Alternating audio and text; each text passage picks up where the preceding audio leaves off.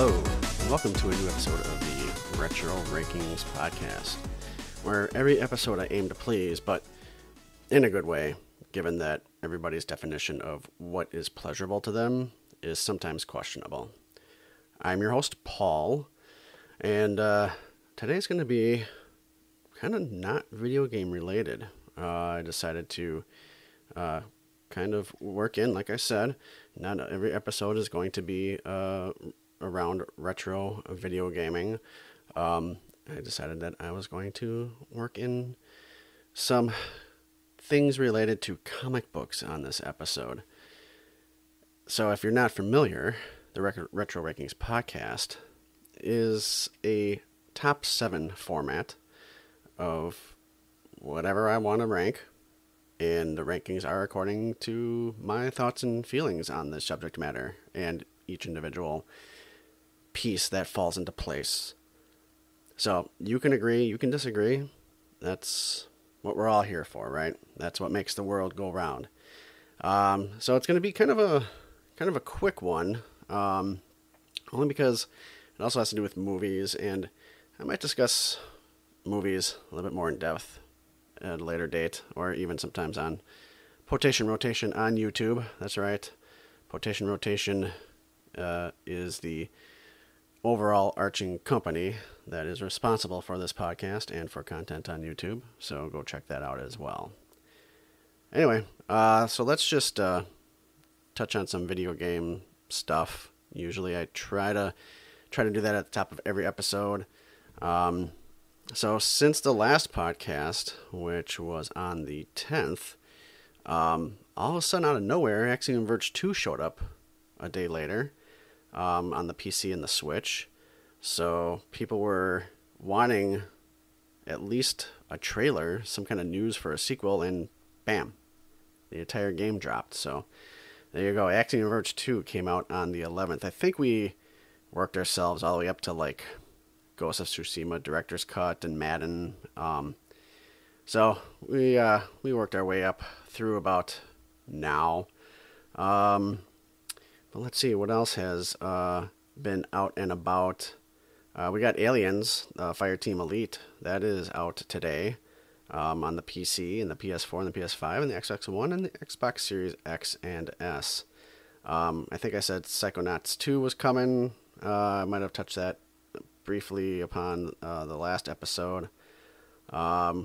Steam Early Access to Rogue Spirit is on the 25th. No More Heroes 3 on the Switch on the 27th. Got Monster Harvest on the PS4, the Xbox One, the Switch, the PC on the 31st. I don't know what else is really good coming out in the rest of August here. We can go ahead and slip right into about the first week of September. We've got RICO London. That's on the PC, PS4, Xbox One, and the Switch on September 2nd. Can't forget, you take any kind of job and you can turn it into a simulator. If you all were fans of Surgeon Simulator, we've got Surgeon Simulator 2 on September 2nd. That'll be Steam, Xbox One, and the Xbox Series X and S. We also have Golf Club Wasteland on September 3rd for the PC, PS4, Xbox One, and the Switch. And I am looking forward to the Sonic Colors Ultimate Edition. That is the remaster of Sonic Colors, and that is going to be on the PC, PS4, Xbox One, and the Switch September 7th. So that rounds out the first week of gaming for just some titles that I've been hearing a little bit more about over others. I mean, there's probably like a good, 15 more games or whatever, but we're not going to get into all that. And seeing that it is also August 24th as this airs, it is also my brother's birthday, Keith of the Main Quest podcast. It is his birthday. Happy birthday. I hope that you enjoy your teenage years. So anyway, moving along here, what else have I been up to? Well, surprisingly enough, I can't get enough of Lawn Mowing Simulator. It's oddly satisfying for me. It's not the best game. There's, it's got its issues, it's got its drawbacks, it's got its, things where, like how the mower operates that aren't exactly true to real life. But it is what it is, and I'm kind of getting a kick out of it. I'm not gonna lie. So I've been playing that. I've been doing a lot of revolving around stuff. Finally went back to Skyward Sword for a little bit longer as well. Still haven't finished Death's Door. I kind of rage quit at one point on that game, and I decided it was time for me to take a break. So, and yeah, other than that, I've been super busy. Like I said on my last episode, been super busy, and I'm trying to find time to do things outside of the house as well. We had the state fair, and we had some local festivals as well. One for suicide prevention and awareness that I did an episode on Potation Rotation Reviews on YouTube that aired on the 20th, so that was about 4 days ago. So you go check that out. It's a food truck review and an event that was raising money for suicide awareness and prevention. Other than that, went to Chicago for AEW Rampage at the United Center. First wrestling event I've been to. Man, I don't know. It's been over 10. It's been maybe 15 years even. I'm not even sure how long it's been to a major one. I went to Ring of Honor probably within the last 10 years or something. A small little event downtown Milwaukee. But like major, like I've been wishy-washy with wrestling all my life. I grew up on it with the WWF back in the mid 80s. Started watching it and, went to WCW, went back to, then the WWE, and then actually went to Ring of Honor for a while. I could never really get back into WWE. It was just boring and stale, and storylines just took too long, and how many rematches can two people have to stretch out a storyline? And some of my favorite wrestlers were going, The Rock left, to start his acting career, and the Edge, actually, he's back now, but he ended up retiring. CM Punk left. We all know what happened with CM Punk.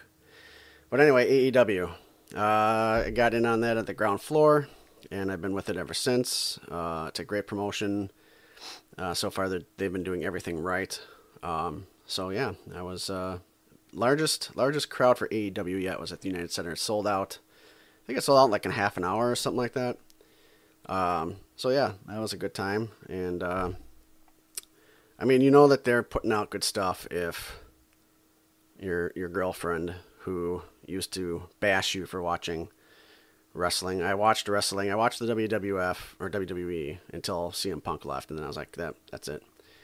I'm done with the storylines that are lingering, and never too kind when I would watch Raw or SmackDown. So I'm like, that's all right. I don't need to watch it anyway. But she's hooked on AEW. She's got her favorite wrestlers, and so that's not a bad thing. Other than that, also preparing for my trip, business trip, out to Fort Collins. So I've been trying to just, stay the course with kind of alternating around games, and then sometimes I might have to take a backseat. Something's going to have to take a backseat at some point. I don't know. It's probably always going to be Skyward Sword because I still am like about that game. Even the remake here, the HD remake, I'm still kind of about it. So I have no problem with that one taking a backseat. I've been talking about finishing Spirit Tracks. I haven't picked that up in like a month, and I need to finish that because I need to get another Zelda, the handheld Zelda titles episode out in the next couple months. But anyway, so that's what I've been up to. Other than that, let's just hop right into this episode. I'm going to try to keep it short. We are talking the top 7 superhero movies of all time, according to me.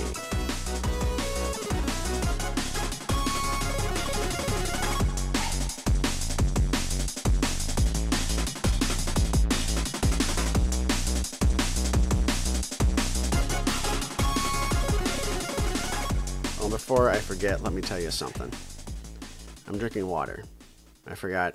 It's because it's not a big deal. It's just water today. I've kind of got a sore throat. Yeah, I've got a sore throat, and if I didn't have to record today, I wouldn't have, but I needed to get this in the can. So, water, it's man's best friend. Well, it's my best friend today. Dog is man's best friend, but the water's my best friend. Anyway, so let's get right into it. 7. Wonder Woman.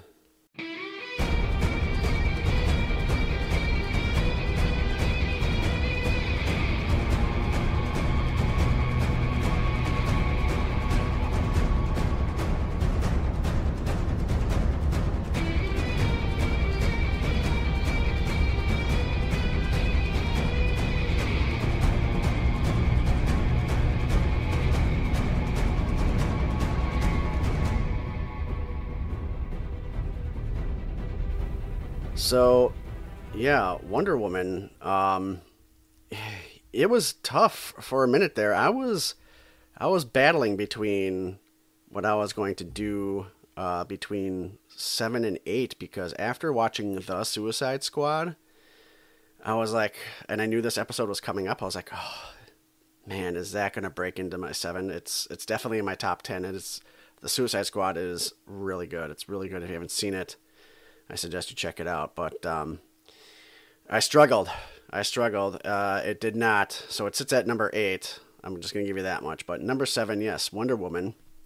It's a DC film. It was released in theaters June 2nd, 2017. And it started streaming July 10th, 2017. It runs at about 2 hours and 21 minutes. The box office gross for Wonder Woman was $412.8 million. And like I said, it falls within the DC Extended Universe. A little bit of information. Before she was Wonder Woman, she was Diana, Princess of the Amazons. And when I say she, also the actress Gal Gadot. She was Princess of the Amazons, trained to be an unconquerable warrior.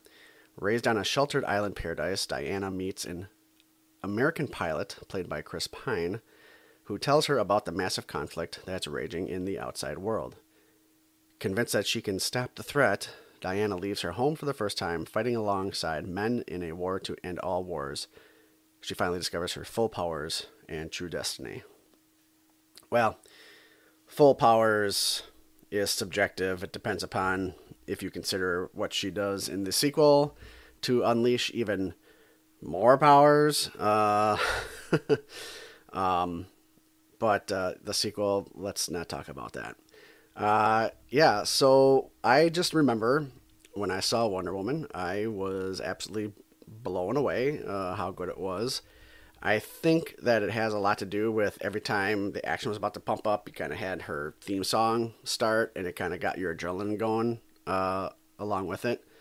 But yeah, so who else stars in there? Connie Nielsen is in there, and Robin Wright, and Danny Thewlis, who is from the Harry Potter series, by the way. Danny Houston is in there as well. It's a good movie. It's definitely, if you filter out the DC universe movies, not just DC movies, because there's a couple in here that are DC that have nothing to do with the DC universe.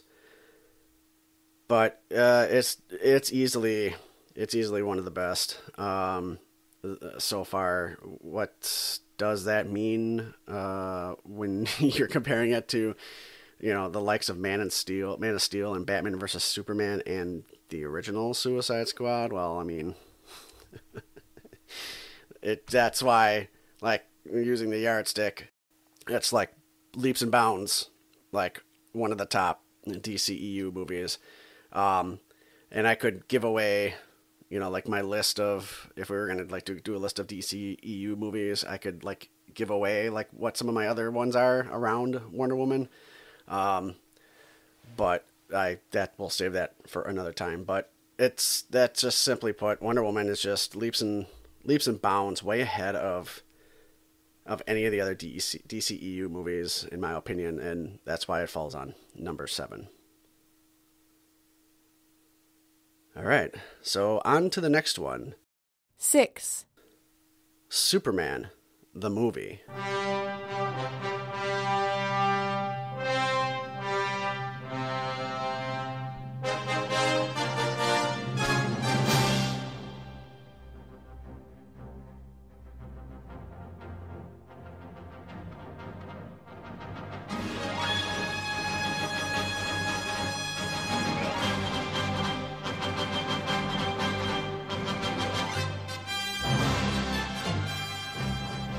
Now, we're talking about the OG, the movie that, in my opinion, started it all. I mean, you think about it, you had 4 Superman movies, the first one starting in 1978, and, then only a few years after the 4th one, which we don't talk about here either, you had Batman come out with Michael Keaton, so it was pretty much seamless. For 11 years, we had 5 DC movies hit the big screen. And it all started with Superman, the movie. The best thing about it was that it blended humor and gravitas, and it took advantage of, Christopher Reeves is the penultimate Superman. Don't get me wrong, Henry Cavill, in my opinion, ended up being a pretty good Superman. It's just too bad he had shit to work with. But Christopher Reeve is, so far, I don't think anybody's going to ever replace Christopher Reeve. But, it helped that he crafted a loving, nostalgic tribute to what ends up being an American pop culture icon in Superman. So, it was rated PG, and if you were to put it in a collection of films, it would just be the Superman films. There's no extended universe. There was no such thing back in the day. Like I said, it came out in 1978. And it wasn't available for streaming for another 30 years in 2008. It comes in at 2 hours and 23 minutes, and a little bit of information for you. Just before the destruction of the planet Krypton, scientist Jor-El, who is also played by Marlon Brando, by the way, sends his infant son Kal-El on a spaceship to Earth. Raised by kindly farmers Jonathan, played by Glenn Ford, and Martha Kent, played by Phyllis Thaxter, a young Clark, Christopher Reeve, discovers the source of his superhuman powers and moves to Metropolis to fight evil. As Superman, he battles the villainous Lex Luthor, played by Gene Hackman, while as Novus reporter Clark Kent, he attempts to woo co-worker Lois Lane, played by Margot Kidder. It doesn't get any better than the OG Superman. It's fancy for its time. It's extravagant for its time. And the actors, not just Christopher Reeve, but all of them are perfectly cast, which just enhance the story, and just the film, the way Richard Donner, what he does with it is fantastic filmmaking. Probably one of his finer films, in my opinion. And I pretty much covered everybody that was in it. Oh, we got to give a shout out to Ned Beatty, of course, who played Otis, and Jackie Cooper, who was, pretty good Perry White. Probably not the best Perry White, but we'll take it. But yeah, if you haven't seen the original Superman, there's something wrong with you. Like, you shouldn't be allowed to see any superhero movies, in my opinion, until you see the one that started it all. If it wasn't for this film, I don't know when, these type of films would have ever taken off, and how well they would have done once they did. I will still argue to this day that I don't think we would be where we are in this renaissance of comic book related films without having had Superman the movie back in 1978. So, Superman the movie, 1978, Superman the movie, comes in at number 6 on my list. All right, moving right along here. And some of these are going to start getting a little bit more. I like the gritty, realistic stuff. I'm just going to tell you that right now. Gritty and realistic. The darker, the better. But here we go. 5, Logan.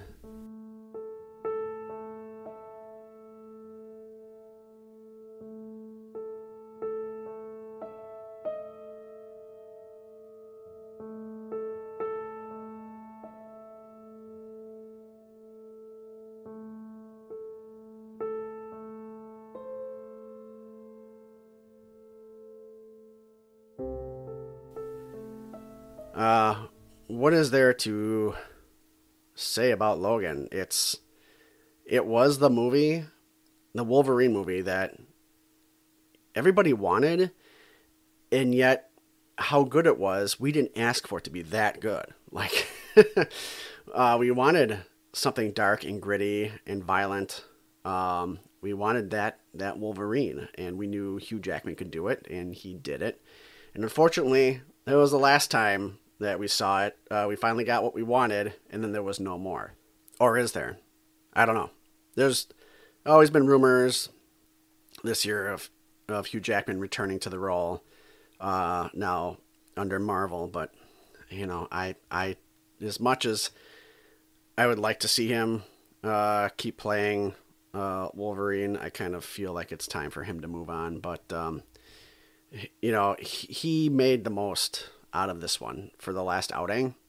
Like I said, it was gritty, and his performance was nuanced in a violent but surprisingly thoughtful superhero action film. And much like other films of its kind, which I can say, like Joker, it does not appear on this list, but it is in my top 10. It's number 10. Like it takes this superhero genre and just turns it upside down, those type of films. And another one also that's on my list here a little later, actually two more. But yeah, it was R-rated. I mean, as soon as we heard that Logan was going to be R-rated, everybody was like, okay, that checks one box. Let's keep going here. And mostly because the language was finally perverse and the violence was finally brutal. It was directed by James Mangold as well. I should probably be throwing that out there, like who's producing it or directing it or writing it. But James Mangold, he directed it and he wrote it, and it came out on March 3rd, 2017, and it streamed May 16th, 2017. And the box office gross was $226.3 million. The runtime was 2 hours and 17 minutes, and it falls within we'll just call it the X-Men films, the X-Men universe, so to speak. It's got Hugh Jackman, played Logan. Patrick Stewart returns as Professor Xavier. Daphne Keane plays Laura. And who else? Richard E. Grant played Dr. Rice. I think that's pretty much all we need to know. And the information I want to give you on that is in the near future. A weary Logan cares for an ailing Professor X at a remote outpost on the Mexican border. His plan to hide from the outside world gets upended when he meets a young mutant who is very much like him, and that is Laura. Logan must now protect the girl and battle the dark forces that want to capture her. And everybody kind of thought that maybe this was a passing of the torch and that Laura would get her own film. That did not happen. However, that's fine. It's fine. Nonetheless, it's good. We're all right. The ending, it was bold and poignant, and it provided a kind of a closure anyway, to at least Logan's story, and that's fine. We can only just surmise what Laura went on and did, and that's how imaginations are born. But yes, Logan, good movie. If any of the X-Men movies or the other Wolverine movies put you off and you never dreamed of even seeing Logan because you were done with the shitty crap that Hugh Jackman was given. Well, not all the X-Men movies. The original X-Men and X2 were good. They start getting questionable after that, but and the two Wolverine movies, just forget about it. But Logan, if you haven't seen it, highly recommended. Logan comes in at number 5 on my list today. All right, and we are rolling right along here, and my allergies are starting to act up, which sucks, but thank God for editing. 4, The Crow.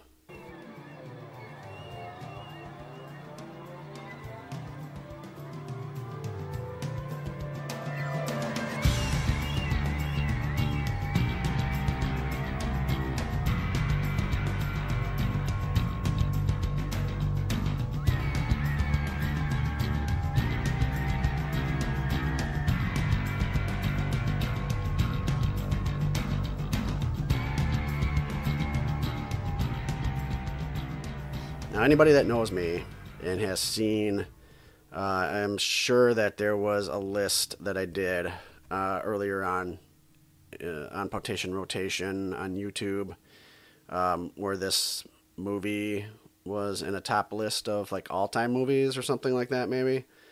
The Crow, and then again, some people are going to be surprised that this is number 4.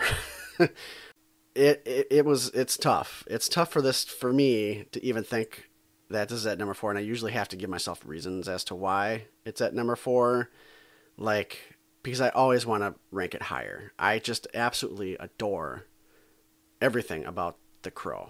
I was just a Crow freak when the movie came out, and that was back in 1994, May 1994. I don't know how many times I saw it at theater.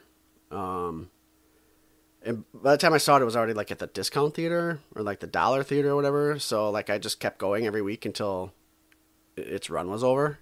And then as soon as I could buy a copy at Blockbuster on VHS, I did that as well. First credit card I had, I think it was probably about a year and a half later. First credit card I had was JCPenney's. And I bought a leather trench coat with it. First purchase ever on a credit card. Grew my hair out at one point. It was pitch black. I just... posters. I would do art drawings and paintings, I think, of The Crow. And started getting into the comics then at that point. And, I even own all the sequels. Even I mean, look, City of Angels isn't perfect, but for what it is, I like it. I mean, it's somewhat enjoyable. I've seen worse, and in worse, I mean the 2 movies after that were direct to DVD. Yeah, I own those, but I have not ever rewatched them. They just sit there because it completes my collection of Crow films, but, and the series wasn't bad either. But nostalgia is the only reason, really, overall, when I think about it. Nostalgia is the only reason why it would be higher, and I can't do that.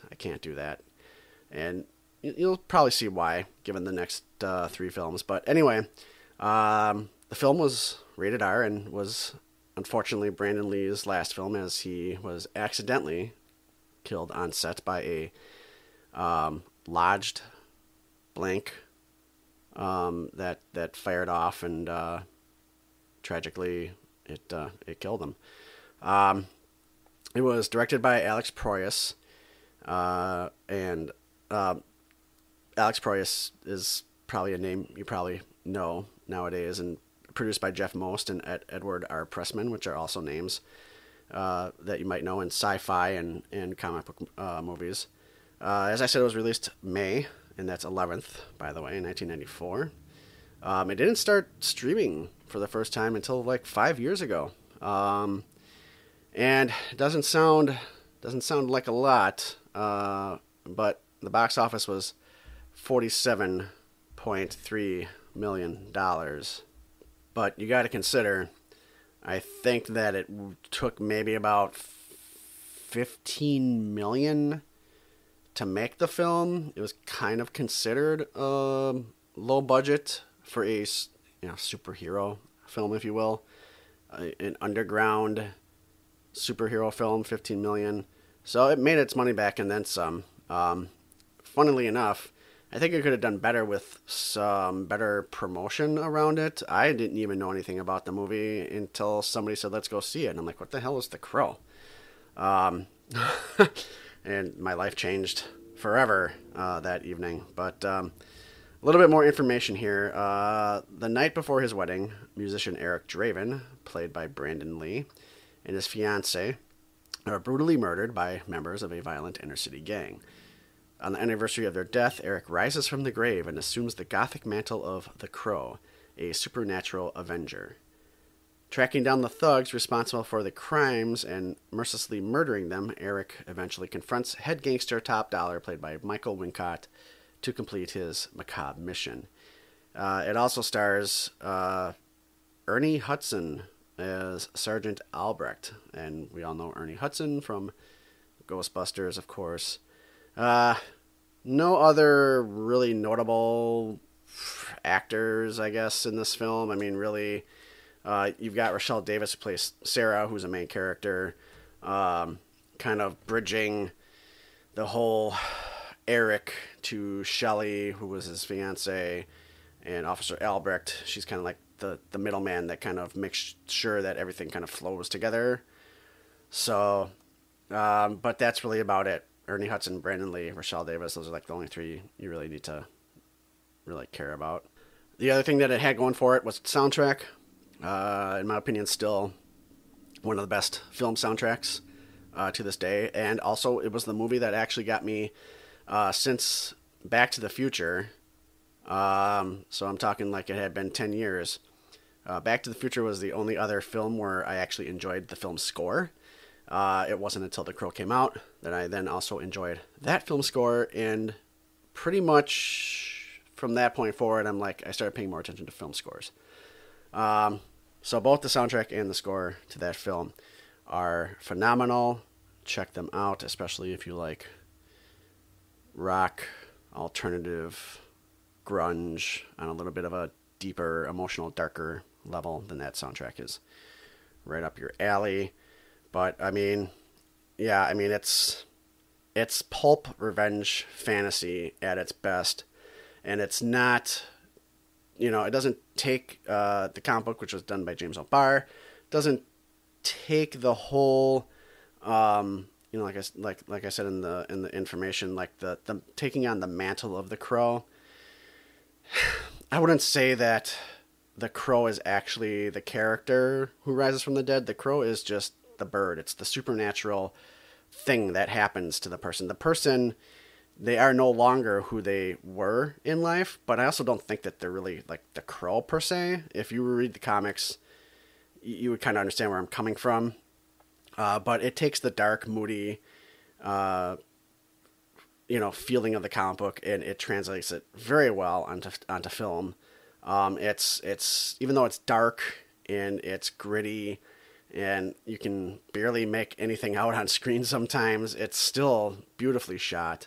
It's just a pure expression of morbid adolescent romanticism. And that's why The Crow is at number 4 on my list. All right, getting into the top 3 superhero films. We are now at 3! Avengers Endgame.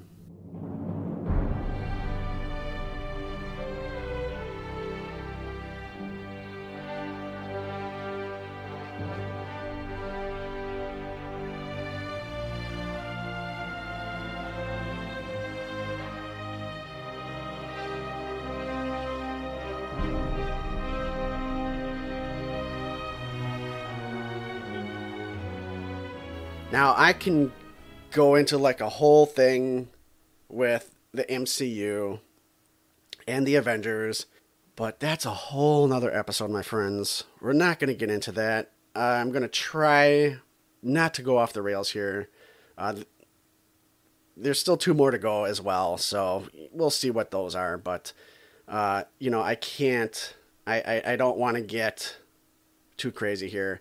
So we're just going to go straight into it, just digging it. Avengers Endgame is still pretty recent. You're talking that it came out just 2 years ago, back in 2019. PG-13, by the way. And it was directed by the Russo brothers, Anthony and Joe. Produced by Kevin Feige, of course. And I have no idea who Christopher Marcus and Stephen McFeely are outside of Marvel, but they wrote it. And it started streaming like a few months later in July 2019. It grossed $858.4 million on a 3-hour, 1-minute runtime. And of course, we all know, like I said, it falls within the MCU. The cast, I could probably talk, 10 more minutes here with the cast. But of course, we had Robert Downey Jr. as Iron Man, and Chris Evans as Captain America, and Mark Ruffalo as the Hulk, and Chris Hemsworth as Thor, and Scarlett Johansson as the Black Widow, and Jeremy Renner as Hawkeye, and I can go on and on and on. But I think we all know who's in that movie. Quickly, just a quick synopsis here. Adrift in space with no food or water, Tony Stark sends a message to Pepper Potts, who is played by that bitch. That crazy bitch with the fake business.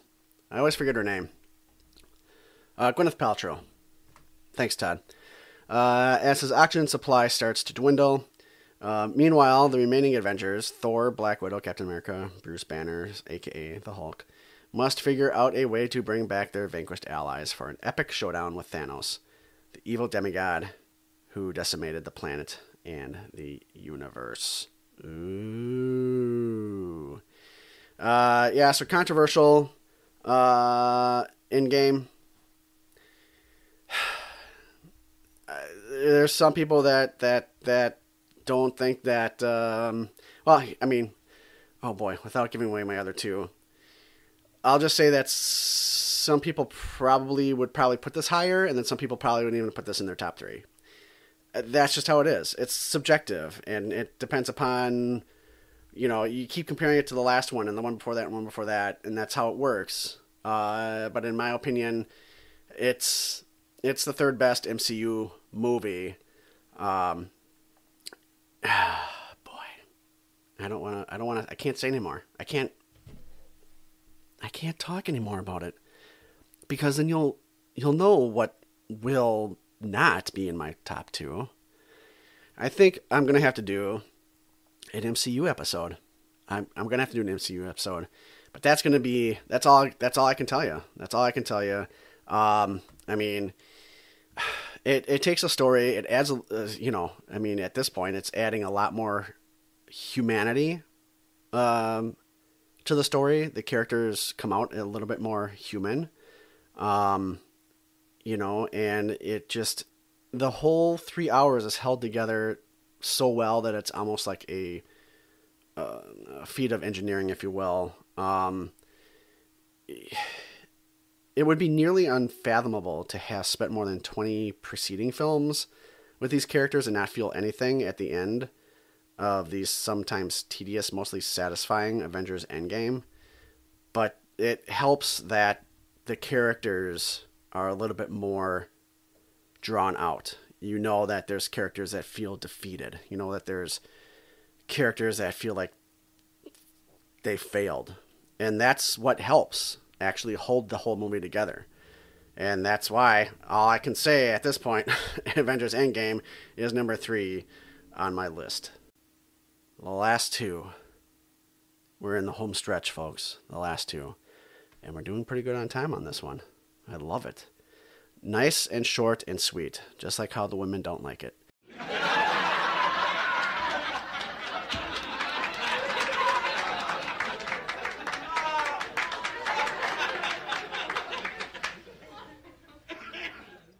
Two.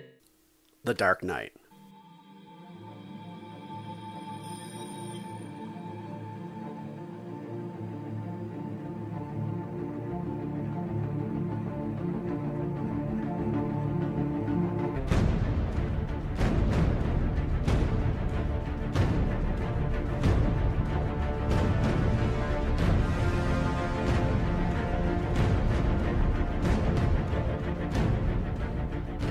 much like The Crow, there's going to be some people that are going to be like, damn, The Dark Knight's not your number one? Because huge into Dark Knight. Huge. The Dark Knight took everything that was good about Batman Begins and just shot it full of fucking heroin and cocaine and sometimes morphine and then some speed and then, gave it like 150 proof bottle of whiskey. And I mean, it was like, because Batman Begins, in my opinion, it dragged on. There was a lot of moments where it just dragged, especially like the first 2/3 of the film, it dragged. And it's still a good film. Don't get me wrong. It's still one of the better, more realistic superhero films. But The Dark Knight is just phenomenal. Would it have been as good if Heath Ledger hadn't died? Yes, I do honestly think so. We can see how pivotal of a character that the Joker can be on film or in print. And if you've got an actor that can take the role and however they deem that version of the Joker to be. I mean, each Joker has kind of been different so far. The Joker from 89 and this Joker in 2008 and the recent Joker with, I can never say his name, Joaquin Phoenix. Joaquin Phoenix. They've all been different iterations of the character. And whatever iteration they were, it's that actor that brought that out. Could Jack Nicholson play Heath Ledger's Joker? Fuck no. Could Joaquin Phoenix play Nicholson's Joker? Fuck no. They can't do it. It's that's why I think each one, for how they are, have been perfectly cast. But as good as Joaquin Phoenix was, and yes, he won an Oscar as well for his portrayal of the Joker. Was it an Oscar? He won an award. I don't know if it was an Oscar or a Golden Globe, but I know he won some shit. I remember his speech. He was kind of like a little bit of a dick, but yeah, like, well, he's always kind of a weirdo, isn't he? I think he's always kind of questionable the way he is as a person. Now, I'm not saying that in a bad way. I think he's just got some quirks. Yeah, okay. Before anybody slits my throat over this, I should probably shut up. But he won an award as well as Heath Ledger did. Unfortunately, he was gone by then. But yes, I think the film would have been good. Christian Bale is still... he is the best Batman for what his Batman is. For that, just like the same way with the Jokers, his Batman is a little bit of Keaton's, but darker. And I think Christian Bale does well with that. And Ben Affleck's Batman, he's a little bit more violent. He's got some one-liners. Kind of like Keaton's Batman a little bit with the one-liners, the dry humor kind of coming out, but Ben Affleck's, okay, he's all right. I still am partial to Keaton's Batman. I always will be. And we don't talk about the Kilmer or the Clooney because those don't matter. I'm getting off the rails here. But yes, I think it would have still been as good. Unfortunately, it's not my number one. Anyway, the movie, PG-13, directed by Christopher Nolan, as we all know. And it was produced by Emma Thomas and Christopher Nolan as well. Written by the Nolans, Jonathan and Christopher. Came out July 18th, 2008. And it started streaming June 14th, 2010. And it made like $1 billion at the box office or something, which is crazy.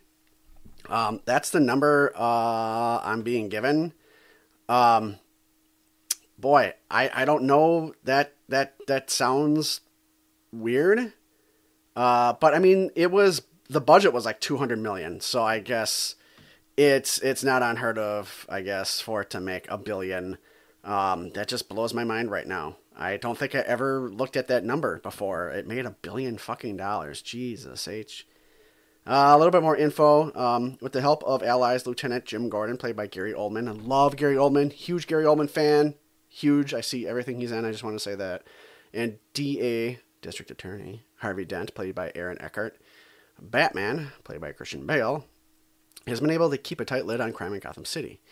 But when a vile young criminal calling himself the Joker, played by Heath Ledger, suddenly throws the town into chaos, the Cape Crusader begins to tread a fine line between heroism and vigilantism.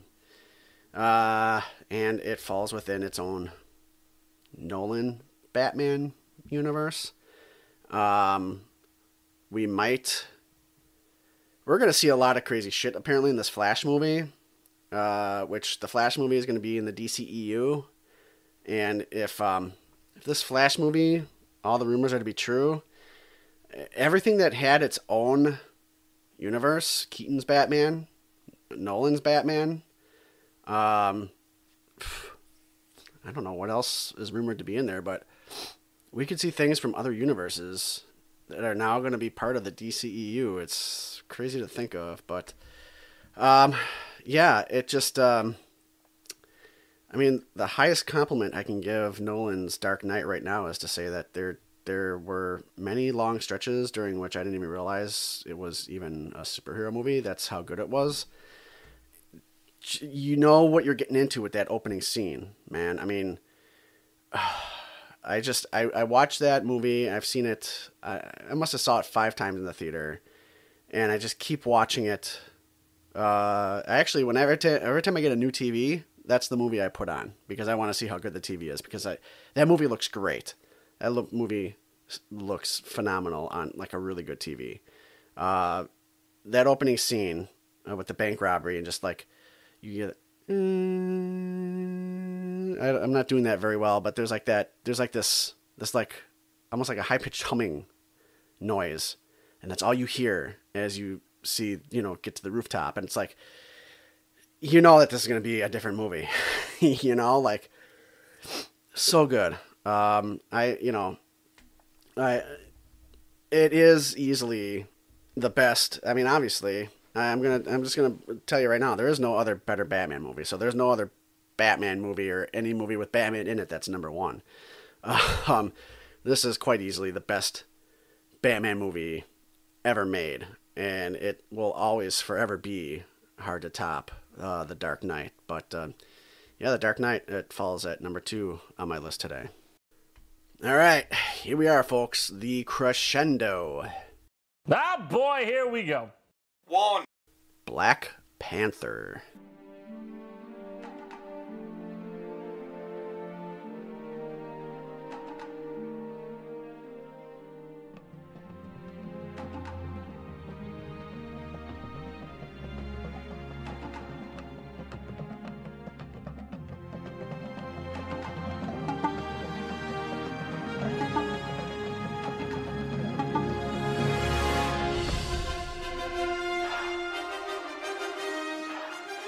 Yeah, I think a lot of people might be surprised that I think Black Panther is the greatest superhero movie of all time. But it simply is. There's not a lot of superhero movies, that I go into with low expectations. Because they've pretty much all kind of come out to the point where you're holding them to high standards already. So, but Black Panther wasn't a character I was intimately familiar with as far as my comic book history goes. And so I kind of went in with mixed anticipation. Yeah, my expectations were a little tempered.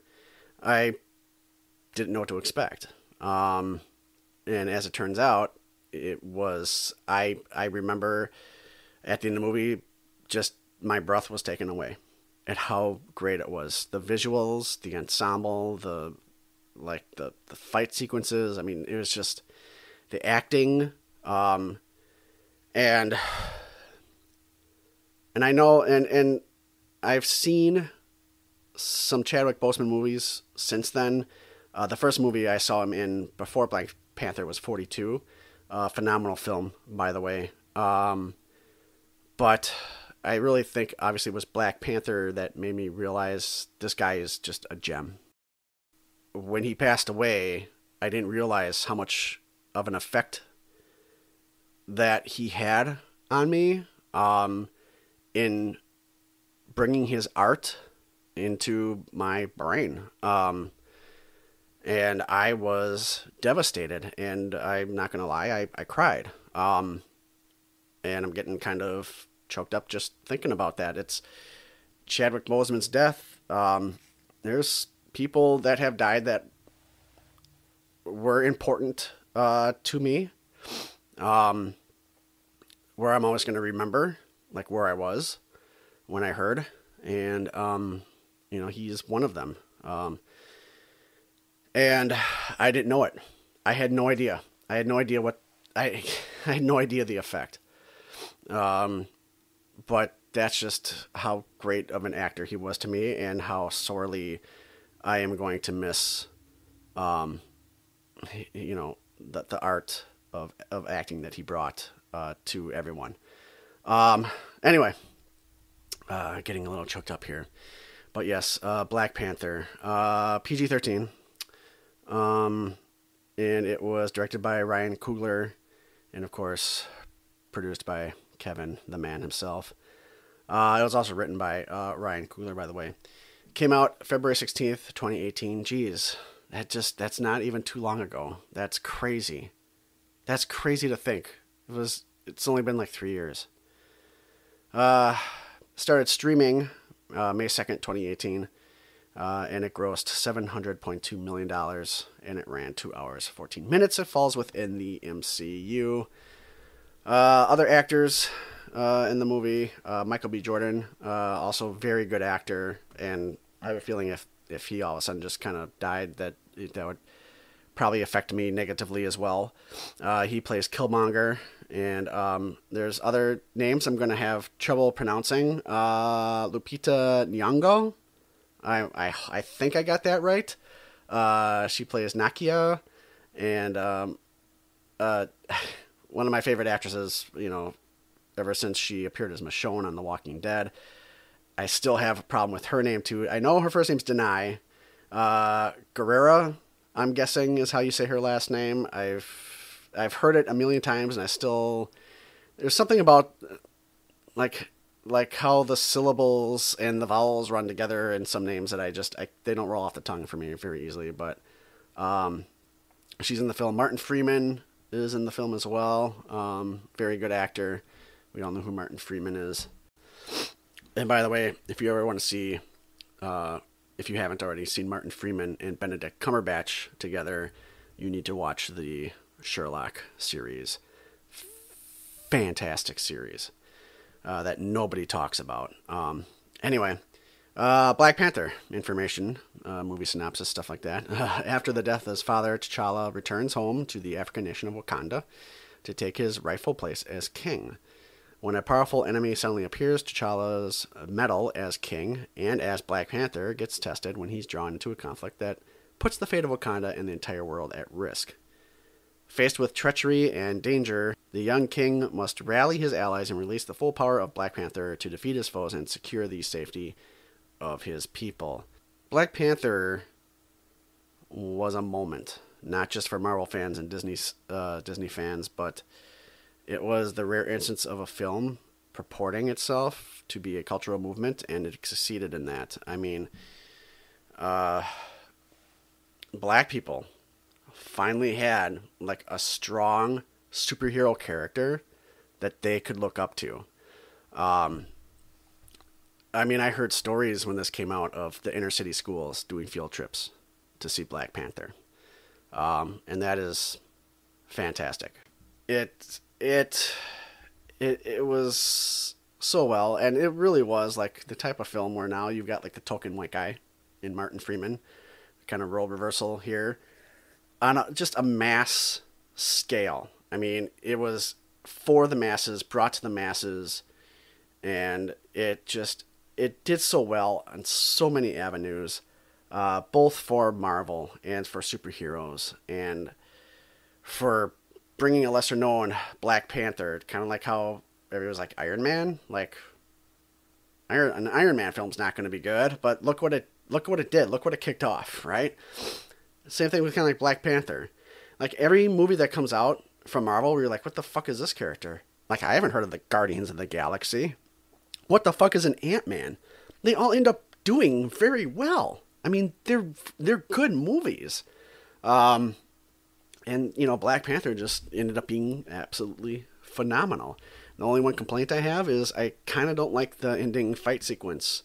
It's really, because of how dark it is, and then you got like the flashing lights that kind of happen occasionally, and like it's very computer heavy, and you can kind of like see how fake it is. Unfortunately, that's the one complaint I have. I much rather would have seen them fight someplace else, Killmonger and Black Panther, but it is what it is. That's the only complaint. I have no other complaint about that film whatsoever. It's perfect, pretty much from beginning to end. And yeah, Black Panther, the best MCU movie so far, in my opinion, and yeah, the best superhero movie, according to me, of all time. Number 1 on my list. All right, so that's going to do it. And because there is no video games in this episode, there also is no Poto Rota Players Pro Tip of the Day today. Oh, yeah. No, not oh yeah. It's oh no, because there isn't one. So you're just going to have to deal with it. But that's going to do it for today's episode. The top 7 superhero films of all time, according to me, your host, Paul, Retro Rankings Podcast. I want to thank everybody for joining. And you know what? If you enjoy this and know somebody that might enjoy this, go ahead and share. Let's get those download numbers up. That would be fantastic. For all you that do listen already, who have listened from the beginning, I much appreciate you. I am reaching out my hand to shake yours, so just pretend. Yeah, there you go. Your palm, oh, it's a little sweaty, man. Go dry your hands off. But that's going to do it. And check us out, potationrotation.com. That's where you're going to get all your potation rotation needs. And it's been recently revised and updated. It's a little new, little more easier to find things, shall I say, content and whatever. If you have any questions, feel free to email me at potationrotation@gmail.com. Check us out on YouTube. And you know what? If you watch a YouTube video of ours, Potation Rotation or the Potation Rotation Reviews, just subscribe and like. You're already there. It takes a split second to do it. It means nothing for you going forward. It means a lot for me going forward. I would really appreciate that as well. That's going to do it. I said that, this is like the 4th time I said that's going to do it. It's going to do it. I'm done. I'm done talking to you. Now you guys go away. I'm going to go away now. I'm going to go. Goodbye. See you guys next time.